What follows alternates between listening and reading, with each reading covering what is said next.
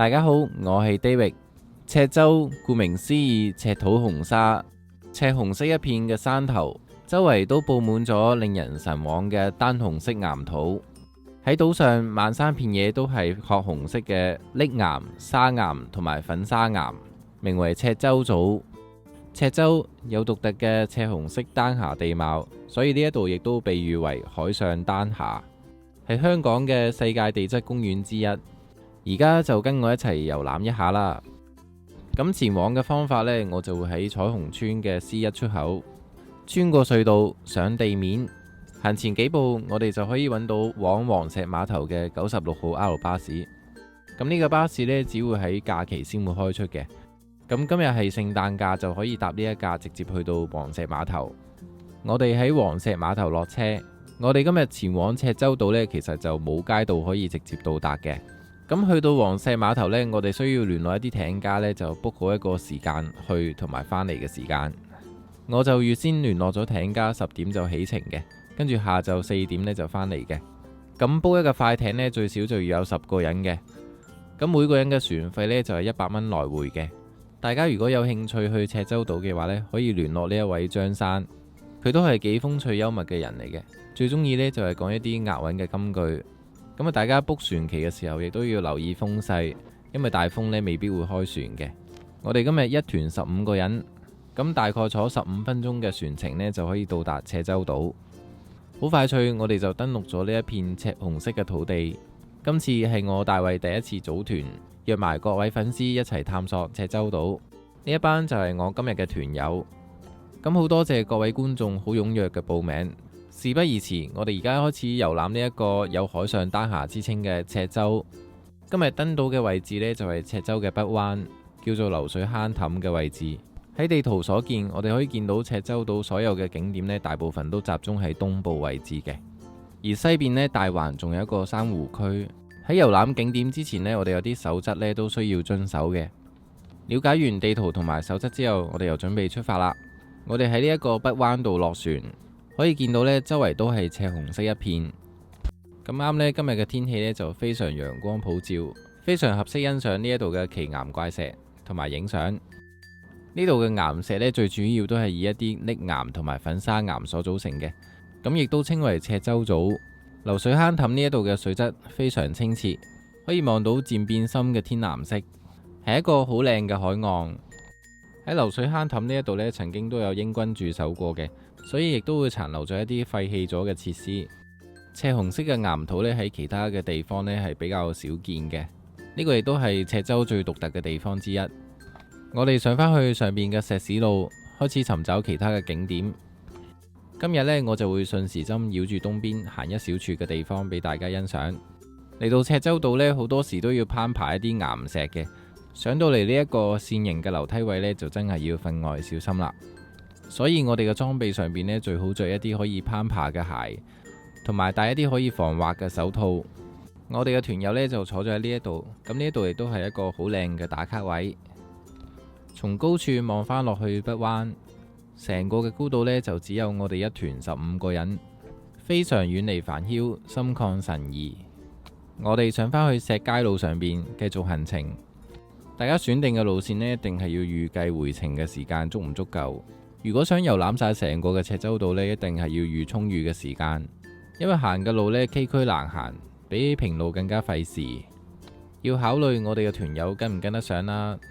咁喺入黑嘅時候呢，船家亦都係唔會開船嘅。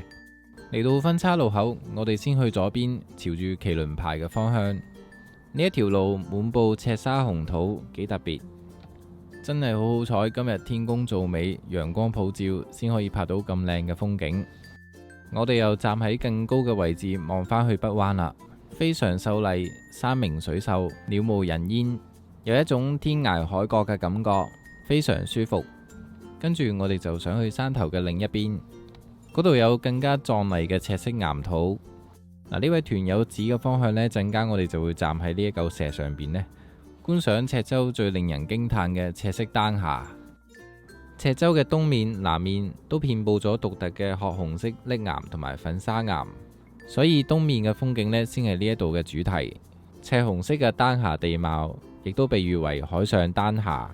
我哋嘅團友上到嚟呢度已經興奮不已啦，有啲已經急不及待落咗去下邊影相啦。不過落到呢度呢，一定要注意安全，因為呢度有好多嘅碎石。我哋又站喺更高嘅位置望落去北灣，前面嗰座山呢，就係呢一度最高海拔嘅地方，成個嘅山頭都可以望到。開始有啲微風吹埋嚟，幾清涼舒服。呢一個山頭呢，就叫做羊角頭，我就覺得幾似一隻獅子啦。我哋行上呢一個山頭，去赤洲嘅北面麒麟牌。大家千萬要注意，呢一度嘅雜草植物係有刺針嘅，好容易拮傷皮膚，一定要戴手套，小心翼翼撥開啲刺針先可以行。如果冇裝備新手嘅話呢，就唔建議行呢一段路啦。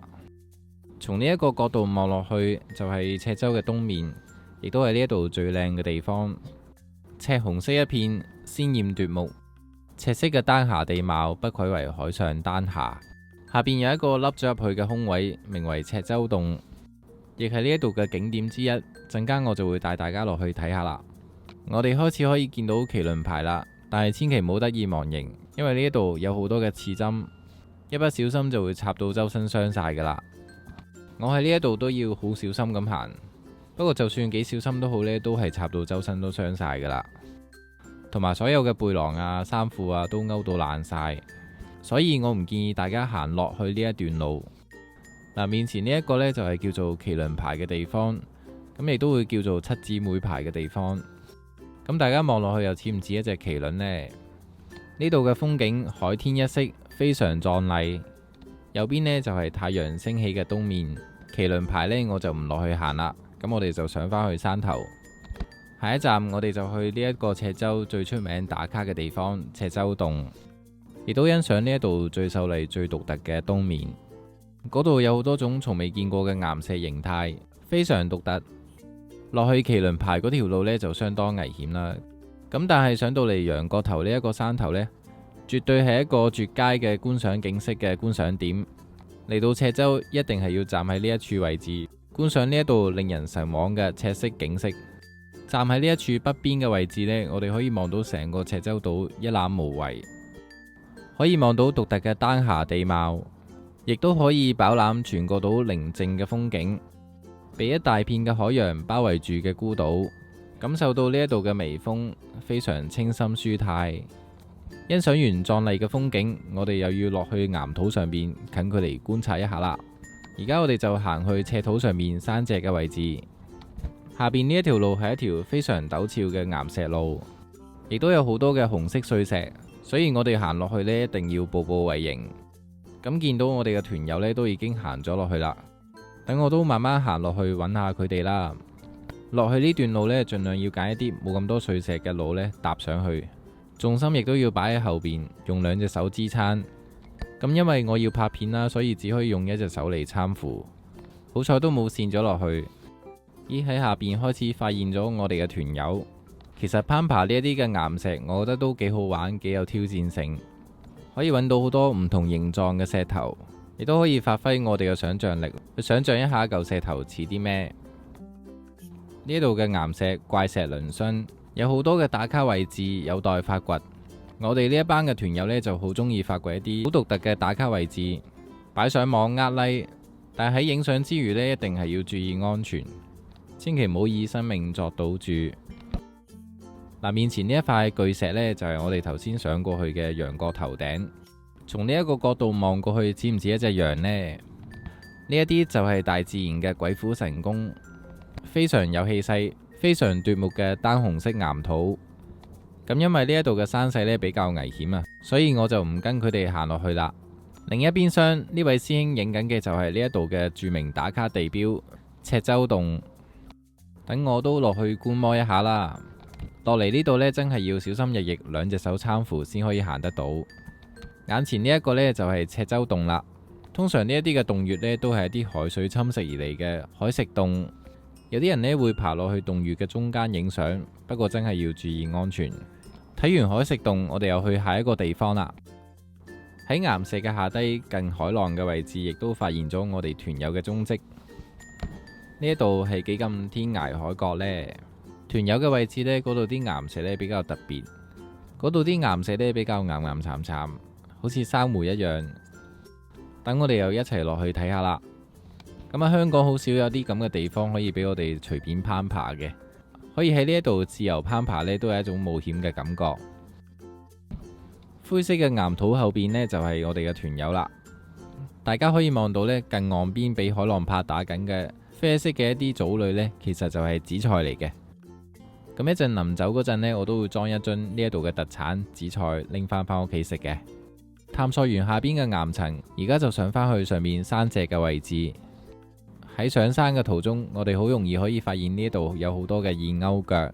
會出現咁多燕鷗腳呢，係因為以前喺石牛洲一帶呢，嗰度嘅燕鷗數目過多，因而呢就喺赤洲度興建咗一啲人工嘅鳥巢。咁同埋喺呢一度呢，就起咗10幾尊嘅燕鷗像，吸引石牛洲嗰度嘅燕鷗過嚟棲息。咁以前呢一度呢，亦都會稱為燕鷗樂園。咁因為地質公園嘅成立之後呢，呢一度嘅人跡變得多咗，令到本來棲息喺呢一度嘅燕鷗呢開始離巢離島。咁呢一啲嘅燕鷗像呢，再冇作用嘅時候呢，就將佢拆毀啦，剩翻嘅就係呢一度一對對嘅燕鷗腳仲未拆走。好啦，咁我哋又上到去另一個嘅山頭啦。我哋企緊嘅呢一個位呢，其實就叫做岩蛇吐舌嘅頂部。回望翻去我哋頭先走過嚟嘅路，赤紅色一片，鮮豔奪目。山頭嘅另一邊就係呢一度好著名嘅景點，稱之為堤壩崖。堤壩崖下邊嘅岩路非常陡峭，就好似一個堤壩一樣。好多人都中意企喺堤壩上面影相，感覺都幾震撼同埋獨特。咁等我哋又行過去睇下啦。其實嚟呢一度呢，都可以揾到好多嘅打卡位，不斷上山落山都可以揾到好多嘅打卡位，而且每個位置都可以停留好耐，影一張最靚嘅風景。我哋終於嚟到呢一個堤壩崖啦。咁望落去呢，相當陡峭，相當驚心動魄。喺面向大海嘅左手邊呢，就有一個叫做岩蛇吐舌嘅地方。我哋頭先呢，就係從嗰度嘅山頂行過嚟噶啦。望落去似唔似一條蛇喺度吐舌呢？咁喺岩蛇吐舌嘅下低，吐舌嗰個位呢，其實有好多嘅紫菜嘅。咁我臨走嘅時候呢，都會俾一樽嘅紫菜拎翻屋企食嘅。如果大家有機會嚟到呢一度參觀嘅話呢，不妨帶個刨同埋帶一個大袋嚟呢一度刨一大袋嘅紫菜翻屋企，咁就唔會空手而回啦。下一站我就會落去下邊有一塊巨石叫做麒麟踏浪嘅地方。我哋穿過呢一片竹林走返出去，咁落去下邊呢都唔係一條容易行嘅路。咁見到我哋嘅團友呢都折返啦，所以都唔建議大家行落去。呢一條路行上嚟呢就好輕易啦，但係行落去呢就非常陡峭，好容易跣腳跣落去。如果唔係行開山嘅話呢，都要諗下好唔好行落去啦。由於時間關係，下邊就係我今日帶大家遊覽嘅最後一個景點。我哋行咗咁耐，都只係行咗一段好短嘅路程，所以呢一度呢真係可以玩一日咁耐嘅。我哋好多嘅團友呢喺呢一度都影到好多嘅靚相，好多嘅團友呢都覺得滿載而歸，非常開心。如果再行落去呢，就真係要考慮一下有冇充足嘅時間啦。喺呢一度呢，特別多巨型嘅怪石，嚿嚿呢都相當有份量，差唔多成個人咁巨大。咁我哋而家呢，就準備去最後一個地方麒麟踏浪。呢一度嘅岩石之所以會呈現赤紅色一片呢，係因為呢一度嘅岩石入邊呢含有大量嘅鐵，氧化之後呢就會變成今日嘅赤色啦。沿住呢一個海岸繼續裙邊行落去呢，仲有一個叫做赤幕迷城嘅地方，都係一個好靚嘅地方。行到盡頭可以去到紅鷹咀。今日我就時間有限啦，咁嗰一處嘅地方就留待俾大家有機會過嚟呢度探索一下啦。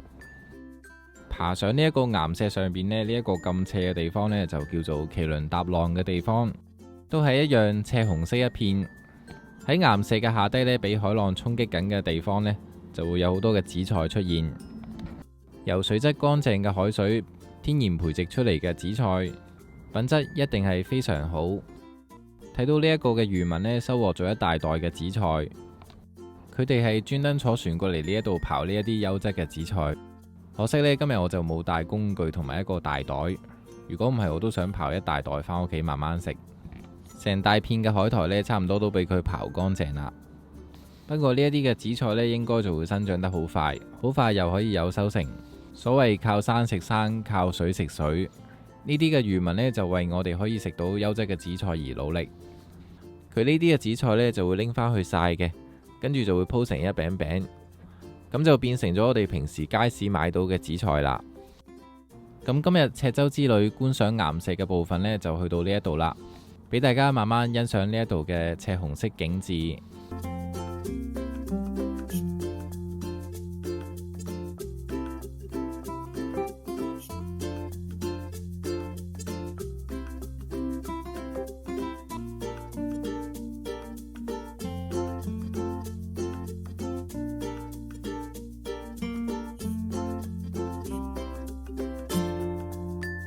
觀賞完岩石，有啲嘅朋友呢未必可以落到一啲咁崎嶇嘅山路。咁呢度呢亦都有另外一條行山嘅路線可以介紹俾大家嘅。我哋可以行返去北灣嗰個位，去到石屎路嘅左手邊呢，其實就有一條岩石嘅路可以行上去嘅。搭住呢一啲赤紅色嘅石頭上呢，都幾特別，係一條幾容易行嘅山路嚟嘅。呢一條山路呢，係成個赤洲島最高海拔嘅地方。海拔達到131米，咁沿途嘅景色呢都非常優美。我哋可以喺山嘅中途度休息，感受呢一度嘅涼風，亦都可以望返落去下邊嘅景緻，感覺都相當寫意。我哋可以遠眺我哋頭先行過嘅一啲山路，包括係羊頭角、岩蛇吐舌。上到去山頂嘅位置呢，都有一條嘅標高柱，都可以喺度打卡影相。呢一度就係山嘅最高處，望出去嘅風景就麻麻啦，俾一啲雜草遮住晒。大家有機會嚟呢，都可以沿住呢條山路繼續行落去。咁山頂嘅風景呢，就睇完啦。去到下一個環節呢，臨走之前呢，我就會去岩蛇吐舌嗰個位置呢，採摘一啲新鮮紫菜返屋企食。而家呢，就係下晝2點幾左右，我哋翻返去頭先岩蛇吐舌嗰個位置。咁喺唔同嘅日照呢，望返出去嘅風景呢，都有唔同嘅風味。可以望到呢下邊深色俾海浪拍打嗰部分呢，其實就係紫菜嚟嘅。咁我哋呢，就從呢一度行落去，望落去呢就好似好難行。不過其實就冇之前嗰啲路咁難行，一嚟佢冇碎石啦，二嚟佢有好多扶手位。咁呢度啲岩層呢，就比較特別嘅，佢中間呢會夾雜咗一層層好似玉石咁嘅礦物。落到呢一度呢，就比較難行落去，呢度要小心一啲。嗱，下邊嗰堆黃色嘅嘢呢，就係紫菜啦，仲差幾步呢，就可以採摘到。嗱，左手邊呢一大堆呢，就係水質乾淨嘅海水天然培植出嚟嘅野生新鮮嘅紫菜。要食到新鮮嘅紫菜呢，可能喺街市都未必買到，而呢一度呢，就有好多啦，可以帶好多返屋企。今次呢，就係我第一次嘅摘紫菜。咁可惜呢，今日就冇帶工具，就只可以徒手摘。不過都相當開心，始終嚟到呢一度有嘢帶走，感覺比較滿載而歸。呢啲嘅紫菜呢，其實相當有益嘅，佢有好多嘅微量元素啦，亦都有好多嘅碘啦，咁可以預防一啲大頸泡嘅。相當新鮮，可以即食，好有海水味。最後呢，我就成功帶咗一樽紫菜返屋企啦。帶埋手信返屋企，呢一個旅程呢就好圓滿啦。